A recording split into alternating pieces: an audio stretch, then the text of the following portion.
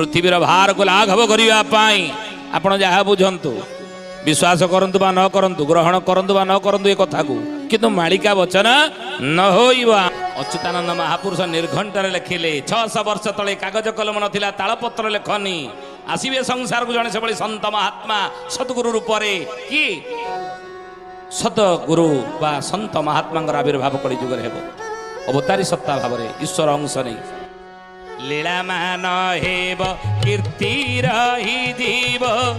अनुकूल नाम धरी देश विदेशर भक्त आसीबे सतसंग आश्रा करी सतसंग आश्रा करी हे सुजाने सतसंग आश्रा करी सतसंग आश्रा करी हे सुजाने सतसंग आश्रा करी। ज्ञानी गुणी मंडली लीला मान हेब कीर्ति रही अनुकूल नाम धरी देश विदेश भक्त आसीबे सतसंग आश्रा कर ठाकुरे अनुकूल चंद्र को विषय में अच्युतानंद मालिकार लिखिं लीला मान हेब कीर्ति रही कीर्ति रही से लीला किसी संसार करेंगे कली जुगे अवतार आविर्भाव एवं अनुकूल नाम आविर्भाव हेबे आउ देश विदेश भक्त आसीबे सतसंग आश्रा कर देश विदेश भक्त माने सत्संग आश्रा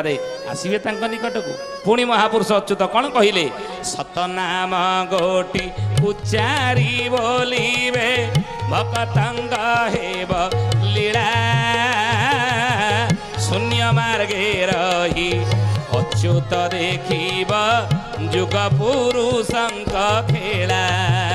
जुग पुरुषंक खेला हे सुजाने जुग पुरुषंक खेला जुग पुरुषंक खेला हे सुजाने जुग पुरुषंक खेला। महापुरुष कहले जे सत नाम गोटी उच्चारी बोलिबे भक्तंग हेब लीला शून्य मार्गे रही अच्युत देखिब जुग पुरुषंग खेला सत नाम गोटी उच्चारी बोलिबे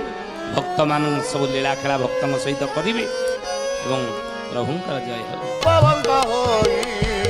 39 खेल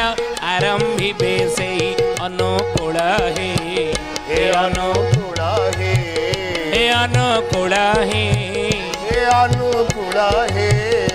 अनुकूल हे अणायत हेबे म्लेच्छ कुल हे अनुकूल हे अणायत हेबे म्लेच्छ कुल हे। हरिअर्जुन 34 साल मालिकार महापुरुष लिखे से अरूपानंद बिहारी रूपवंत होइथिबे 39 खेल आरंभिबे से खेल आरंभ हब अनुकूल हे अणायत हेबे म्लेच्छ कुल हे